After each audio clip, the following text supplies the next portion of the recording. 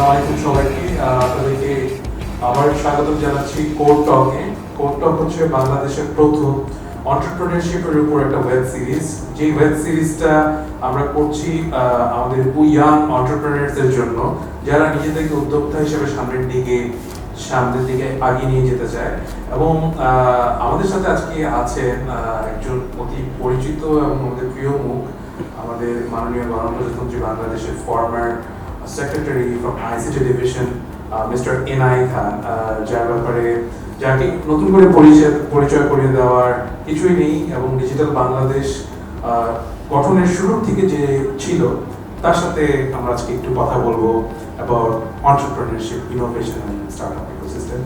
Thank you sir, আপনি আপনার ব্যস্ত সময় থেকে নিজের একটু সময় আমাদেরকে দিয়েছেন। আমরা খুবই আনন্দিত আপনি আমাদের মাঝে আজকে আসতে পেরেছেন। আপনাকে ধন্যবাদ সবার সাথে একটা সংযোগ করিয়ে দেওয়ার জন্য। আমি বলা যায় বয়োবৃদ্ধ, এবং যারা এন্টারপ্রেনিউর তারা অনেকেই ইয়াং, সুতরাং ইয়াংয়ের সাথে ওল্ডদের একটা কানেক্টিভিটির সুযোগ করে দিয়েছেন। তো আমি বলবো প্রতিটি মানুষই ইনোভেটিভ এন্টারপ্রেনিউর, এটা জন্মগতভাবেই। কারণ মানুষ যখন জন্মায়, তারপরে পৃথিবীতে যখন আসে, তখন তাকে অনেক কিছু ইনোভেট করতে হয়। আমরা ইনোভেশন এবং ইনভেনশনের সাথে অনেক সময় তালগোল পাকিয়ে ফেলি। আসলে মনে হয় যে ইনভেনশনটা অনেক বড় জিনিস, কিন্তু ইনভেনশনের চেয়ে ইনোভেশন অনেক বড় জিনিস। কেন? ইনভেনশন যে কোনো জিনিস হলো, কিন্তু তাকে যখন ভ্যালু অ্যাড করা যায়, পাবলিক ভ্যালু থাকে, তার একটা মূল্য থাকে, তার একটা মার্কেট ভ্যালু থাকে, পাবলিকের কাছে ভ্যালু থাকে, তখন সেটা হয় ইনোভেশন। তো এন্টারপ্রেনিউর একাধিক রকমের হতে পারে, তো আমি বেশি এমফাসিস দেব আজকে ইনোভেটিভ এন্টারপ্রেনিউরের পরে। এবং ইনোভেশন এন্ড এন্টারপ্রেনিউরশিপ নিয়েই কিন্তু আমাদের আজকের আলোচনা। এবং আমাদের মাননীয় প্রধানমন্ত্রীর যে ডিজিটাল বাংলাদেশ বিনির্মাণের স্বপ্ন, ওটার ক্ষেত্রে কিন্তু ইনোভেশন এবং এন্টারপ্রেনিউরশিপ একটা বড় মাধ্যম প্লে করবে সামনের দিকে। সো স্যার, এই ব্যাপারে যদি আপনি আপনার ওই সময়কার এক্সপেরিয়েন্সগুলো শেয়ার করেন, এবং কিভাবে আমাদের তরুণরা আরো ধারণা পেতে পারে এই ব্যাপারটা নিয়ে। আমি বলবো যে কারো হতাশ হওয়ার প্রয়োজন নাই। অনেকে মনে করে আমি ব্যবসা করতে পারবো না, এরকম একটা ধারণা থাকে। তো আমি এই জন্য বলেছি জন্মগতভাবে প্রত্যেকে এন্টারপ্রেনিউর, এবং প্রত্যেকে ইনোভেটিভ এন্টারপ্রেনিউর। তাকে অনেক কিছু ইনভেন্ট করতে হয় তার টিকে থাকার জন্য, তার বড় হওয়ার জন্য, তার সম্পর্ক তৈরির জন্য। তো এখানে হচ্ছে আমরা যেহেতু রাষ্ট্র একটা লক্ষ্য নির্ধারণ করেছে 2041 সালের মধ্যে আমরা উন্নত দেশ হব, তো সেটা হতে হলে আমাদের প্রথম থেকেই প্রস্তুত করতে হবে এন্টারপ্রেনিউর, অন্তত মানসিক প্রস্তুতি। সেই জন্য আমি অনেক সময় বলে থাকি যে শিক্ষার লক্ষ্যকে 180 ডিগ্রি পাল্টে দিতে হবে। লক্ষ্য যদি থাকে চাকরি করব বা চাকরির লক্ষ্য থাকে, সেখান থেকে আমাদের জাস্ট অপোজিট দিকে আসতে হবে। আমাদের লক্ষ্য হবে এন্টারপ্রেনিউর, আমাদের লক্ষ্য হবে বিজনেস, আমাদের লক্ষ্য হবে ইনোভেশন। এরপর হচ্ছে মনে হতে পারে যে আমি হয়তো কোনো একটা বিষয়ে দুর্বলতা, কারণ ইনোভেশনে আমরা জানি যে 2.5% পার্সন ইনোভেটিভ পার্সেন্টেজ অনুযায়ী। তো এটা অনেকে শুনে মনে করে যে 100 জন মানুষের ভিতরে 2.5% মানুষ ইনোভেটিভ, গবেষণায় তাই বলে। কিন্তু এটা একটা ভুল ব্যাখ্যা হচ্ছে কোনো একটা বিষয়ে 2.5% লোক ইনোভেটিভ। যেমন গানের কথা যদি বলি, এখানে যারা আছেন, তাহলে আমি যদি হাত তুলতে বলি কে কে গান করেন, দেখা যাবে 2.5% বা তারও বেশি।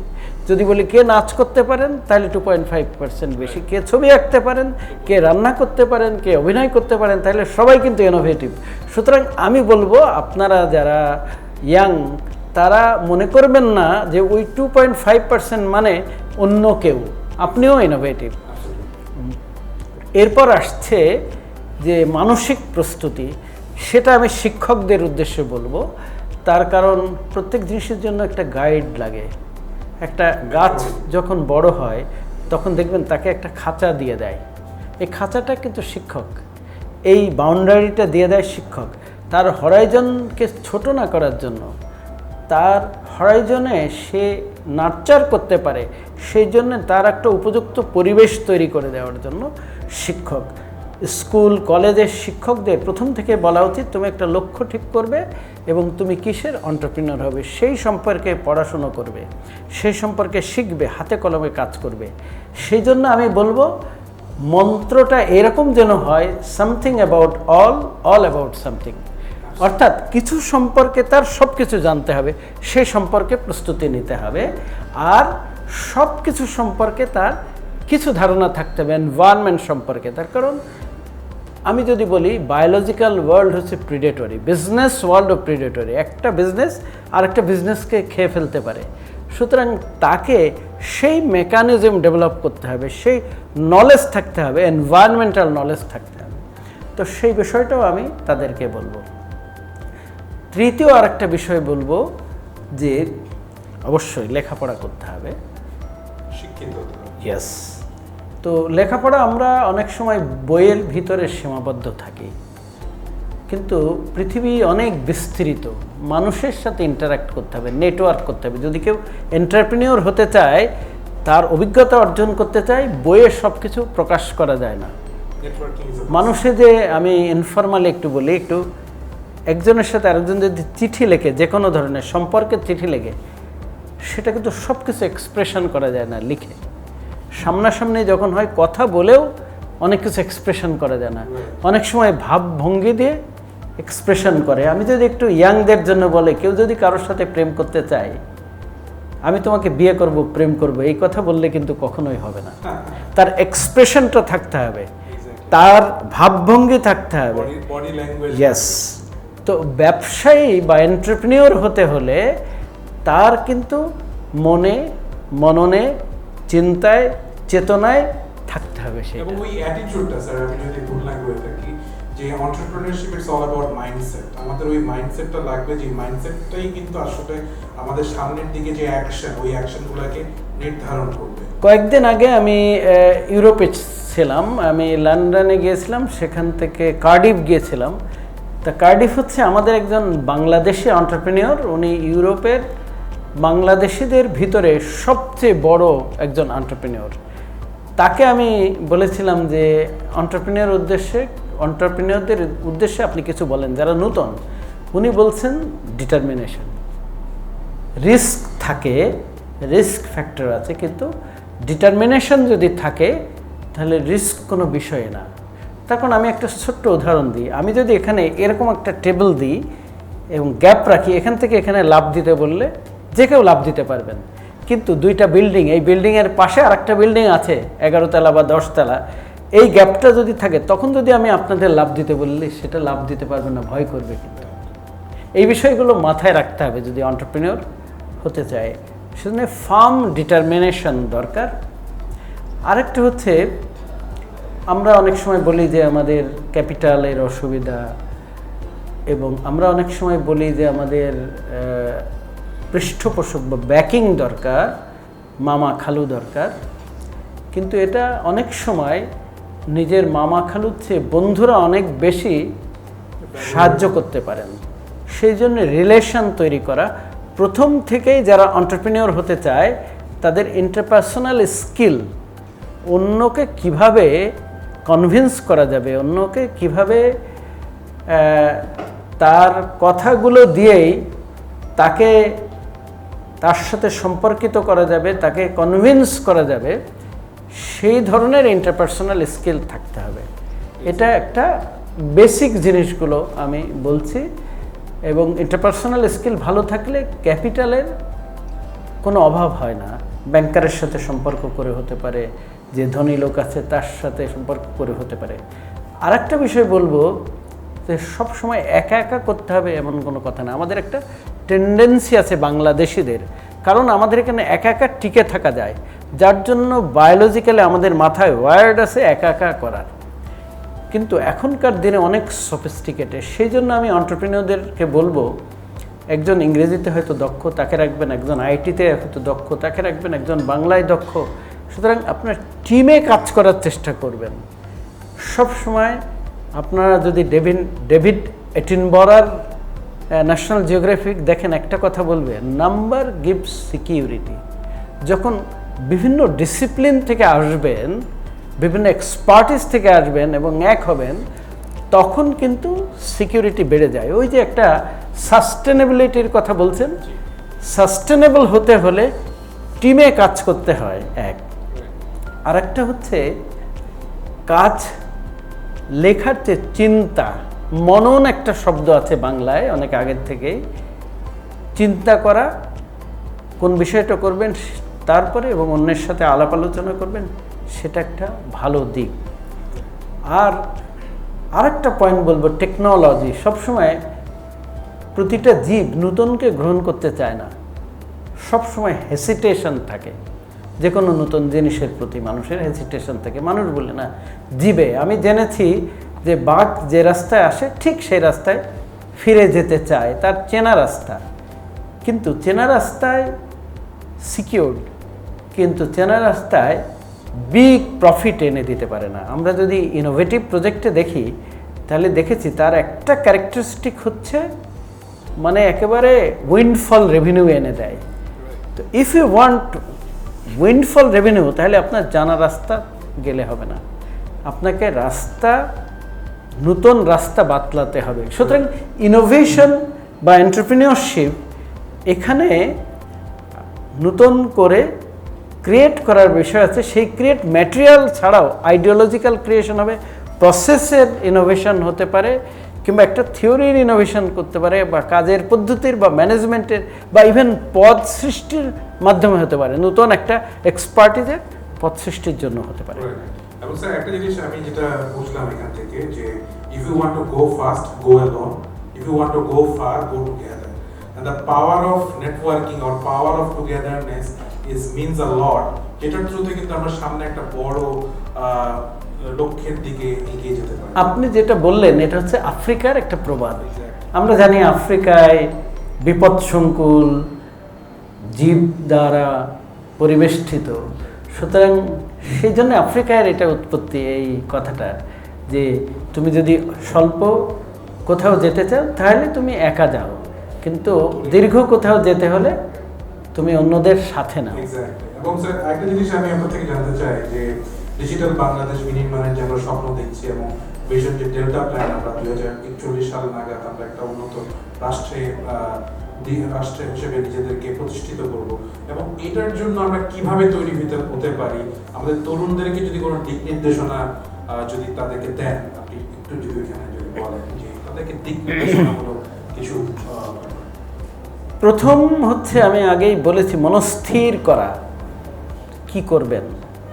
তবে এটা ভুললে চলবে না, আপনি হয়তো মনস্থির করলেন একটা বিষয়ে, কিন্তু কিছুদিন পর আপনি মন পরিবর্তন করতে চান, কোনো ক্ষতি নেই। কেন ক্ষতি নেই? আপনি ইতিমধ্যে একটা অভিজ্ঞতা বা জ্ঞান অর্জন করেছেন, সেটাকে মডিফাই করে আপনি ব্যবহার করতে পারেন। আমরা জানি মাত্র 20 থেকে 24টা অ্যামিনো অ্যাসিড আছে, কিন্তু তার কম্বিনেশনে লক্ষ লক্ষ প্রোটিন তৈরি হয়। সুতরাং আপনার অভিজ্ঞতা, আপনার চিন্তা, আপনার জ্ঞানটাকে রিকম্বাইন করে ডেরিভেটিভ তৈরি করে ব্যবহার করতে হবে। এটা হচ্ছে ফার্স্ট। সেকেন্ড হচ্ছে, হতাশ হবেন না। আমি দেখেছি বাংলাদেশে বলে যে বাংলাদেশে এই ব্যবসা করতে গেলে টাউট বাটপার, টাকা মারা যাবে, অমুক চাঁদা চাইবে, এটা চাইবে। কিন্তু আমাদের মনে রাখতে হবে, একটা পুকুরে ছোট্ট একটা জায়গা, তার ভিতরে বোয়াল মাছ থাকে, শোল মাছ থাকে, পুঁটি মাছ থাকে, ছোট্ট কাচকি মাছের মতো মাছও থাকে, কিন্তু তারা টিকে থাকে। সুতরাং সমস্যা দেখে ভীত হলে, পিছপা হলে হবে না। সেই জন্য আমি সবসময় বলেছি, আমার ওয়েবসাইটে আছে যে আমার মার্কা লসিমন করিমন মার্কা। কেন লসিমন করিমন মার্কা? ব্যাক গিয়ার নেই, তাই বলে কি আমি মানুষকে চাপা দিয়ে যাব? নো, নতুন ডিভাইস, নতুন চিন্তা বের করতে হবে। আমি তাদেরকে বলবো সবসময় নতুন একটা রাস্তা তৈরি করতে হবে, যে রাস্তা দিয়ে সেই সমস্যাটাকে বাইপাস করা যাবে। সেই চিন্তা দিয়ে, বুদ্ধি দিয়ে, কিংবা ইন্টারপার্সোনাল স্কিল দিয়ে, কিংবা জ্ঞান দিয়ে, কিংবা টেকনোলজি দিয়ে একটা সব কিছুকে গ্রহণ করার এবং ইতিবাচক একটা মনোভাব থাকতে হবে। আমি বলবো যে আপনাকে কেউ যদি বলে যে এটা করেন, তাহলে আপনি বলবেন যে আমি করব, আমার এই জিনিস দরকার, কিন্তু আপনি বলবেন না যে আমি করতে পারবো না কারণ আমার এই জিনিস নেই। এটাই হচ্ছে মূল মন্ত্র। এবং উইথ দিস নোট আমরা আজকে এপিসোডের শেষ পর্যায়ে আসলাম। স্যারের কাছে 10টা কোয়েশ্চেন করবো খুব র্যাপিডলি, এবং অ্যান্সারটা হতে হবে খুব ইন্টারেস্টিং, যেটা দিয়ে আমরা। আমার ইন্সপিরেশন হচ্ছে আমি যখন দেশের বাইরে গেছি, এবং আমার সত্যি বলতে কি আমার চেহারাও খারাপ, এবং আমি এসেছি একেবারে অচপাড়াগা থেকে। তা প্রথমে দেখেছি যে আমাকে অনেকে অ্যাভয়েড করতে চায়। তো সেটাই আমার ইন্সপিরেশন, যে তাহলে আমি কি করলে আমি এগোতে পারবো, কি করলে আমি সেরা হতে পারবো, সেটা সবসময় চিন্তা করেছি। তো সেটাই হচ্ছে সবসময় বড় হওয়ার একটা স্বপ্ন থাকতে হবে। আমি চিন্তা করছি আমি গ্রাম থেকে আসলে আমি কেন হতে পারবো না। বায়োলজিক্যালি আমার মাথা, আপনার মাথা, আরেকজনের মাথার কোনো পার্থক্য নেই। আমাদের দেশে যে মেধাবী এবং কম মেধাবী বলে, এটা একটা ভুল ধারণা। সায়েন্টিফিক্যালি কেউ মেধাবী এবং কম মেধাবী না, কেউ অগ্রসর এবং কেউ অনগ্রসর হতে পারে। কারণ কেউ হয়তো প্রচেষ্টা করে, কেউ প্রচেষ্টা করে না, কেউ হয়তো উপযুক্ত পরিবেশ পায় না, but everybody is statistically almost equally মেধাবী। স্যারের ফেভারিট কোট কি, মানে কোন কোটটাকে আপনি বেশি ইউজ করেন? মানে ফেভারিট কোট, ইন্সপায়ারিং কোট হতে পারে বা কোনো মোটিভেশনাল কোট হতে পারে। আমি কোট হচ্ছে, আমি একটু আগে বলেছি, তারপরে অনেক কথা বলতে আমার অনেকগুলো মডেল আছে, নেগেটিভ আছে, পজিটিভ আছে। যেমন আমি বলি যে don't follow this chewing gum model. হ্যাঁ, তো এটা কেন বলি? সারাদিন অফিসে আছে বা কাজ করছে কিন্তু কোনো প্রোডাকশন নেই। সেজন্য আমার কোট হচ্ছে, তুমি কয় বস্তা ফিট খেলে আমার দেখার দরকার নেই, তুমি কয়টা ডিম পারলে সেটাই আমার দেখার বিষয়। এর ব্যাখ্যা হচ্ছে এই, সারাদিন অফিসে বসলো কিন্তু কোনো আউটকাম নাই, সেটা আমার কোট। তুমি কয় বস্তা ফিট খেলে সেটা আমার দরকার নেই, আমি দেখতে চাই তুমি কয়টা ডিম পারলে। অ্যামেজিং। স্যার আপনার ফেভারিট পার্সোনালিটি কি?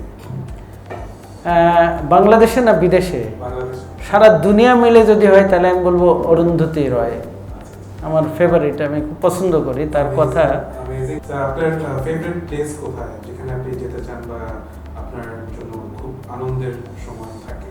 Your favourite place? হ্যাঁ, আমার ফেভারিট প্লেস হচ্ছে জঙ্গলে যেতে চাই আমি। কেন জঙ্গলে যেতে চাই? কারণ হচ্ছে গৌতম বুদ্ধ বলেছেন যে তোমার মাথাটাকে জঙ্গলে রাখো এবং তোমার দেহটাকে সমাজে রাখো, অর্থাৎ তোমার হাত পাকে সমাজে রাখো। অর্থাৎ তুমি জঙ্গল থেকে শেখো, গাছপালা থেকে শেখো তারা কিভাবে নীরবে নিভৃতে কাজ করে যাচ্ছে পরের জন্য, ফসল তৈরি করছে, খাবার তৈরি করছে, এবং তারা রিসাইকেল করছে, সবার উপকারে আসছে, এবং সেটা শিখে তোমার হাত পা দিয়ে সমাজকে সেটা উপকৃত করো। তাই আমার ফেভারিট প্লেস জঙ্গল। আমি যখন সময় পাই জঙ্গলে যাই। আর একটা কারণ হচ্ছে কেন যাই, রিফ্লেকশন। আমাদের বাংলাদেশের মানুষ খুবই, অনেকে দেখি এটা অপছন্দ করে, অর্থাৎ রিফ্লেকশন দরকার। কেন হযরত মুহাম্মদ সাল্লাল্লাহু আলাইহি সাল্লাম হীরা পর্বতের গুহায় যেতেন, সেজন্য আমি হীরা পর্বতের গুহায় গিয়েছিলাম। অনেক কষ্ট করে ওই পাহাড়ি করে পিছন দিকে যেতে হয়, সামনে দিগন্ত প্রসারিত খোলা জায়গা।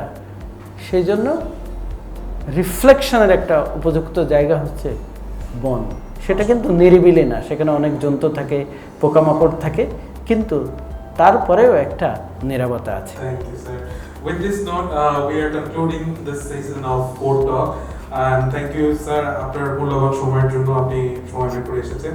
আশা করি সামনে আবার দেখা হবে কোনো নতুন একটা এপিসোডে with new participants. Till then, goodbye. Thank you.